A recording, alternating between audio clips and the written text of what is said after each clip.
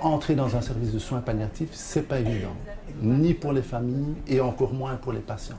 Le fait d'avoir quelqu'un qui les accueille quand ils entrent dans notre service, c'est vraiment une chance pour le patient, pour la famille et un soutien.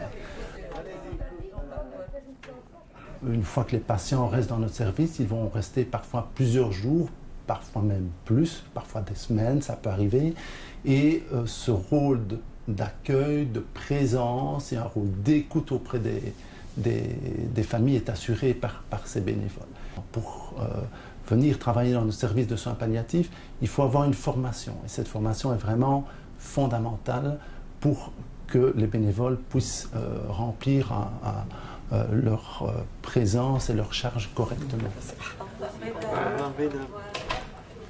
On n'est pas bénévole en soins palliatifs comme on pourrait l'être dans d'autres organisations dans lesquelles on demande des bénévoles et ils sont précieux. Il faut avoir envie de le faire, il faut que ça corresponde à quelque chose en soi de ses réflexions, de son chemin dans la vie, de là où on est à ce moment-là, de ce qu'on a peut-être vécu déjà aussi, l'approche de la mort ou pas. Il y a dans le service une centaine de personnes qui décèdent sur une année ici. Ça veut dire que tous les bénévoles seront amenés à vivre le décès de quelqu'un à qui ils ont peut-être donné à manger la semaine dernière et avec lesquels ils ont eu une relation tout à fait précieuse. Donc il faut pouvoir prendre le temps de la réflexion pour commencer ce travail d'accompagnement, pas à pas, petit à petit, en mesurant, en se protégeant. On ne peut pas se mettre à pleurer à chaque malade qui s'en va. Mais on peut avoir noué un lien qui va rester comme un souvenir. Et qui va faire de nous quelqu'un de plus en lien, plus en relation avec l'humanité. Et puis il faut dire aussi que nous sommes une équipe d'une quinzaine de personnes, toutes différentes, d'horizons différents, d'âges différents. C'est une équipe qui se rencontre chaque mois. On échange sur ce qui s'est passé au service pendant le mois, sur les patients, pendant 2 heures. On passe un moment un peu festif ensemble, on fête les anniversaires, une demi-heure, et puis on a une supervision d'1h30 aussi sur un sujet qui touche quelqu'un d'entre nous à partir de son bénévolat et dans le service. Donc c'est très important et c'est très formatif. C'est très formatif aussi d'échanger avec les autres et c'est assez étonnant, on se le dit parfois, on se le dit régulièrement, on parle en toute confiance dans l'unité, entre nous, dans notre équipe. On dit beaucoup de choses, on dit des choses importantes, on dit des choses profondes, on sait bien que ça va rester entre nous. Le bénévole, pour l'accompagnant, c'est sécurisant si vous devez vous absenter.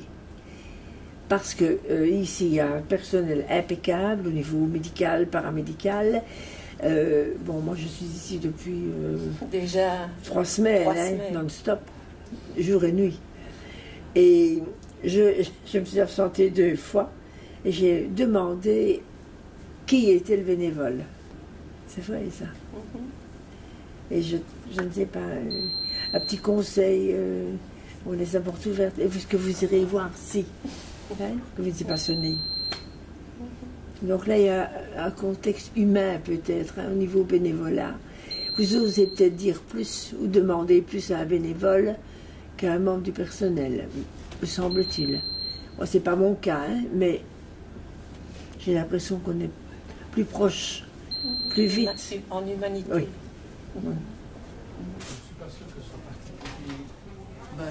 Pour les candidats bénévoles, je pense qu'il faut réfléchir d'abord à qu'est-ce que la mort a à voir dans ma vie et comment est-ce que je vais l'approcher en sachant que je vais la rencontrer dans ce travail de bénévole. Quel deuil ai-je eu à faire jusqu'ici? Donc il faut aussi se souvenir des choses qui ont été marquantes dans ma vie, les séparations, les deuils, les ruptures, les accidents de la vie. Comment est-ce que j'ai rebondi par rapport à tout ça? Il faut avoir l'esprit d'équipe. Je ne suis pas tout seul. Quelqu'un m'a précédé quand j'arrive à midi et quelqu'un viendra me remplacer à 4 heures. Il faut que je puisse transmettre ce que j'ai vécu, la situation de chacun des patients et écouter ce que l'autre a à en dire éventuellement. Il faut de la disponibilité parce qu'on ne claque pas la porte en prenant l'ascenseur. Les malades continuent à nous habiter un moment. Parfois, le temps du trajet jusqu'à notre domicile suffit, mais il faut un petit sas quand on quitte le service. Et il ne faut pas vouloir à tout prix être le bénévole de tel malade qui prend des nouvelles tous les jours. Non. On attend la semaine suivante avant de prendre des nouvelles et de constater, comme d'autres, que la personne est partie. Sans nous. Mais oui, sans nous. Mais peut-être avec nous quelque part dans son souvenir. Mais il faut beaucoup d'humilité aussi. On n'est qu'un maillon de la chaîne de toute l'équipe soignante et bénévole ici. Donc, un tout petit égo.